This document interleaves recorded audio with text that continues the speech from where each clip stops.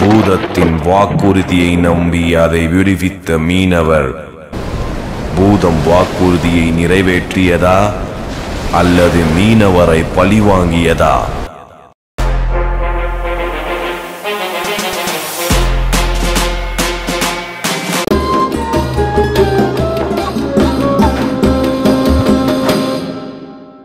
கிரேக்க மன்னர் மருத்துவரை காப்பாற்றியிருந்தால் அவர் இவ்வாறு இறந்திருக்க மாட்டார்.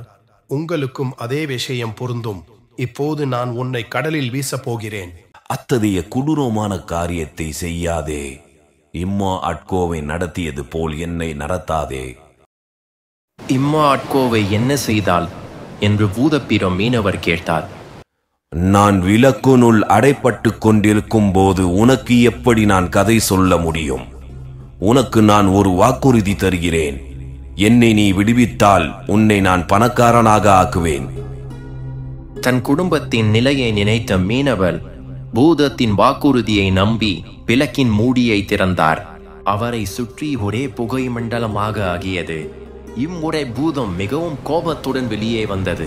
தன் அடைப்பட்டிருந்த அற்புத விளக்கை நோக்கி கோபத்துடன் சென்ற பூதம் தன் கால்களால் அதை மிதித்து சுக்குரூராக உடைத்தது. இதை சற்றும் எதிர்பாராத மீனவர் பயத்தில் உறைந்தார். பூதம் நமக்கு கொடுத்த வாக்குறுதியை நிறைவேற்றுமா அல்லது நம்மை நீரில் மூழ்கடித்து கொன்றுவிடுமா என்று பயந்தார். பயப்பட வேண்டாம் மீனவரே, நான் உங்களுக்கு கொடுத்த வாக்குறுதியை நிச்சயம் நிறைவேற்றுவேன். பூதம் தன் தோற்றத்தை ஒரு டிராகன் போல் மாற்றிக்கொண்டு மீனவரை தன் முதுகில் ஏற்றிக்கொண்டு பறக்க ஆரம்பித்தது. மீனவரே, நாம் 4 மலைகள் 4 காடுகளை தாண்டி சுல்தான் தாஹீரை சந்திக்கப் போகிறோம். வெறும் கையோடல்ல, ஒரு சிறந்த பொக்கிஷத்தை உங்களிடத்தில் கொடுத்து அவரை நான் சந்திக்க வைப்பேன். அவர்கள் சென்று அடைய வேண்டிய இடத்தை அடைந்ததும் டிராகன் கீழே இறங்கியது. பூதம் தன் தோற்றத்தை மாற்றிக்கொண்டு மீனவரை அழைத்து கொண்டு காட்டுப்பாதையில் நடந்து சென்றது. மீனவரே, உங்கள் வலையை இங்கு வீசுங்கள். நீங்கள் எதிர்பார்க்காத அரிய வகை மீன்கள் உங்களுக்கு கிடைக்கும். ஆனால் ஒரு நிபந்தனை, நீங்கள் ஒரு நாளைக்கு ஒரு தடவை மட்டுமே நீங்கள் வீச வேண்டும். அதற்கு மேல் நீங்கள் வீசினால் நீங்கள் பல இன்னல்களை சந்திக்க வேண்டிய சூழ்நிலைகள் ஏற்படும்.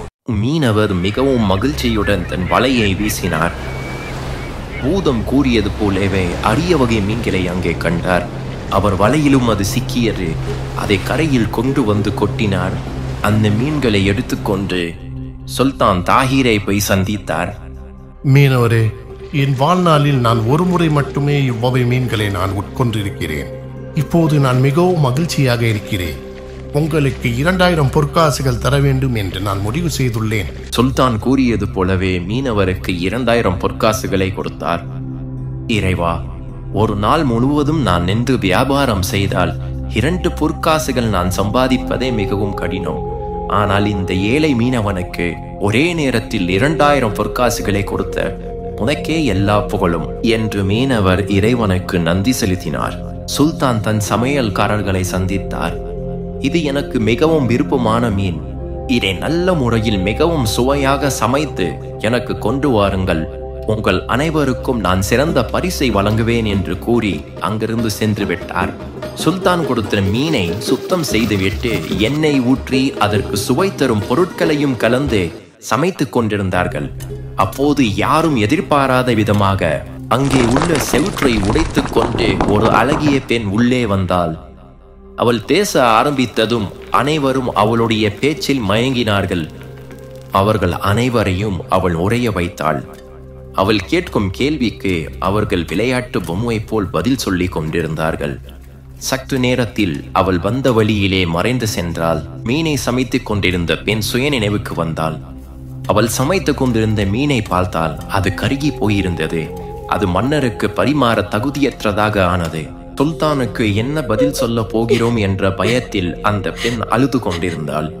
அப்பொழுது அமைச்சர் சமையல் அறைக்குள் வந்தார். சுல்தானுக்கு உண்பதற்காக மீனை தயார் செய்து விட்டீர்களா என்று அமைச்சர் கேட்டார். அந்த பெண் அழுது கொண்டே அங்கு நடந்தவற்றை அமைச்சரிடம் கூறினாள். பெண்ணே, நீ அழுவதை சற்று நிறுத்து. நான் மீனவரை அழைத்து பேசுகிறேன். மீனவரே, சமையல் அறையில் ஒரு அசம்பாவிதம் நடந்துவிட்டது. தாங்கள் எனக்கு ஒரு உதவி செய்ய வேண்டும். மன்னருக்கு கொடுத்த அதே மீன்களை எனக்கு மறுபடியும் நீங்கள் பிடித்து தர வேண்டும். அதுவும் இன்று இரவுக்குள் கொடுத்தால் மிகவும் நன்றாக இருக்கும். அமைச்சரே, இன்று இரவு என்னால் முடியாது. நாளை காலை நான் கொண்டு வந்து தருகிறேன். மீனவருக்கு முன்பு கடல் போல் காட்சியளித்த அந்த இடம் தற்போது அவருக்கு ஏரி போல் காட்சியளித்தது.